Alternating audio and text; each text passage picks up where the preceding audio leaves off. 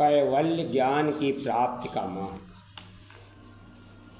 30 वर्ष की आयु में गृह त्याग कर महावीर तपस्या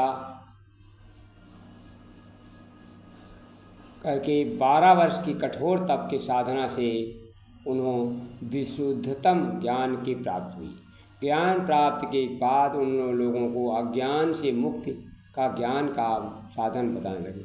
वे लोगों को सुखमय जीवन का सतत शुभ कर्म करने की प्रेरणा देते थे। एक बार कर्म और कर्म फल के विषय में उपदेश देते हुए कह रहे थे, इस जगत में जितने भी प्राणी हैं सबको अपने संचित कर्मों के कारण संसार में चक्कर लगाना पड़ता है। जिस तरह तुम्बी पर मिट्टी के तहे जम जाने से वह भारी हो जाती है और डूबने लगती है, उसी तरह हिंसा, झूठ, चोरी, व्यभिचार, मोह आदि कर्म करने से आत्मा पर कर्म रूपी मिट्टी के तह जम जाती है। वो भारी बनकर अधोगति को प्राप्त होती है। कर्मों के विविध प्रकार हैं। ज्ञान वर्णी कर्म वे कर्म हैं जिनसे आत्मा को ज्ञान गुण का पर्दा पड़ जाता है, जैसे सूर्य का बादल से ढक जाना। दर्शनावरणी कर्म वे कर्म हैं जिनसे आत्मा की दर्शन शक्ति के पर्दा पड़ जाता है।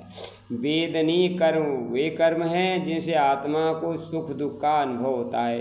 मोहनी कर्म वे कर्म हैं जिनसे आत्मा की श्रद्धा और अन्य गुणों का पर्दा पड़ जाता है, जैसे शराब पीकर मनुष्य ये समझ नहीं पाता वो क्या कर रहा है।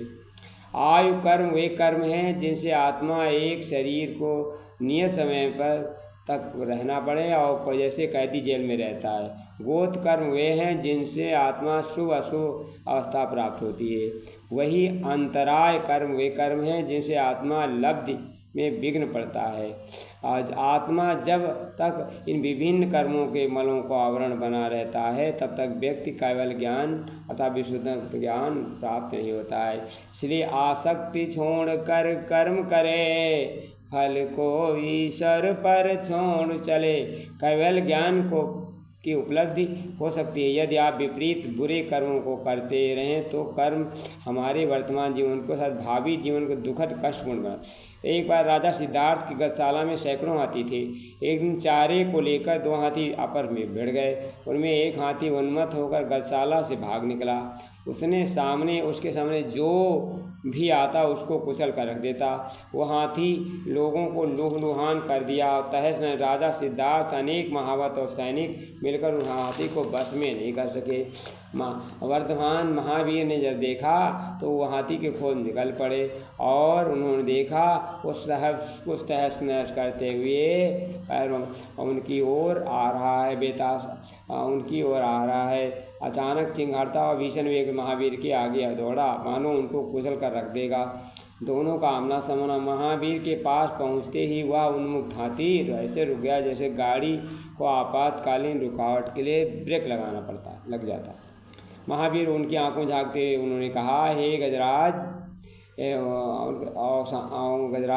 शांत हो जाओ।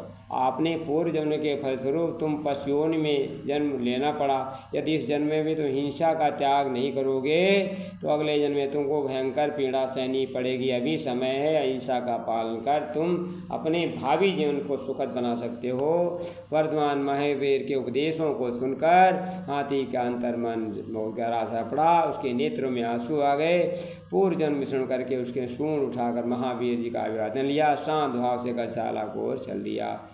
इस कहानी से ये सब प्रेरणा मिलती है, वर्तमान जीवन सुखद और दुखद जिसमें स्थिति में है, अतीत और पूर्व जन्मों के कर्मों का परिणाम है। कुछ कर्मों का फल तो तत्काल मिल जाता है, कुछ कर्मों का फल भविष्य में अर्थात अगले जन्म में प्राप्त होता है। अर्थात निष्काम कर्म से तत्पर आगे बढ़ना तभी कैवल्य गति प्राप्त होती है। क्योंकि जो कर्मशील बनकर जीता वह जीवन सफल बनाता है। कर्तव्य निष्ठ बनकर ही नर इस जग में गौरव पाता है। इस कर्मयोग को तजकर जो विपरीत मार्ग अपनाता है वह मानो अमृत कलश छोड़ दारुण विष को पी जाता है। मुख से दोहराते ज्ञान सूत्र पर कर्म और कुछ करते हैं, जब इच्छा पूर्ण न हो पाती तब जन दुख ही सहते हैं। सद्ज्ञान कर्म का और भक्ति का ये मधुर मिलन हो जाता है, बन जाता है तभी मनुज देव स्वर्ग धरा पर आता। मानव जीवन को धन्य करो ये भक्ति मार्ग बतलाता है मिला जन्म सत्कर्म हेतु ये हमको भान करा।